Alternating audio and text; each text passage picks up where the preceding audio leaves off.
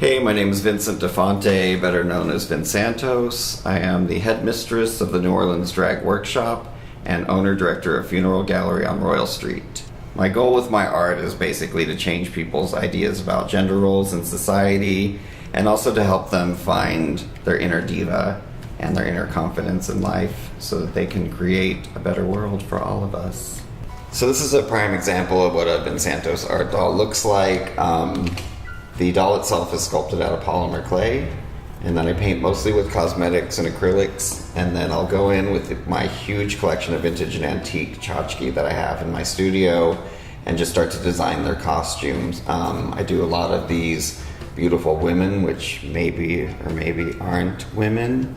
And there's certain little themes that have been recurring in the work itself. I like to use these old spools, these antique spools for legs often, that just happen to fit right into little muses' shoes, so that gives it that little piece of New Orleans flavor. My studio, both my doll studio and my drag studio.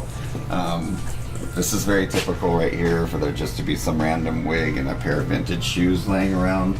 But all of these racks are filled with vintage and antique things that I collect and other weird things, like this is all teeth for some reason. I found these at a garage sale, had to have them. Little eyelashes. Most of this stuff is vintage and antique jewelry and tchotchkes, and I mean really, like, if it's old and it was handmade by somebody, I'm gonna collect it. I'm definitely a hoarder of old things. It makes me sad to think that somebody would spend their time designing something so beautiful and then it just gets lost and thrown in the trash. This character is called the Sea Priestess, and she's my main character. I've made probably a few hundred of them over the years. They're my favorite character to make because I get to use all of the fanciest, prettiest jewelry that I collect. She also comes with her own story, her own legend. And this developed when I was out at the French market, just due to my disdain for all the crap from China that people go to the French market to buy. They come from all over the world to buy this stuff that you can buy just about anywhere else.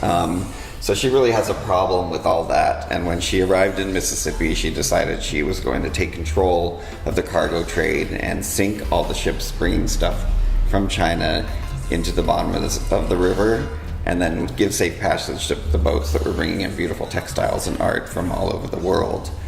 So another recurring character in my work is Edgar Allan Poe. I've always been obsessed with him since I was a young kid. He has that face that only a mother could love, so it's really fun to sculpt.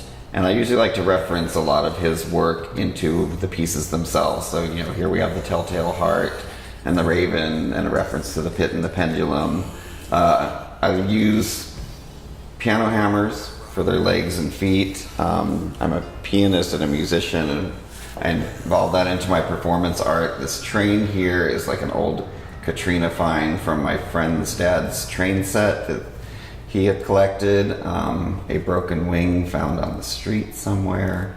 So this piece has a lot of history in it. And I just want to take like a moment to thank the city of New Orleans personally for this journey that I've been on since I moved here. You've been ever inspiring, very challenging, but ultimately I tell people that I will never leave New Orleans unless my landlord raises my rent. So I love you, girl.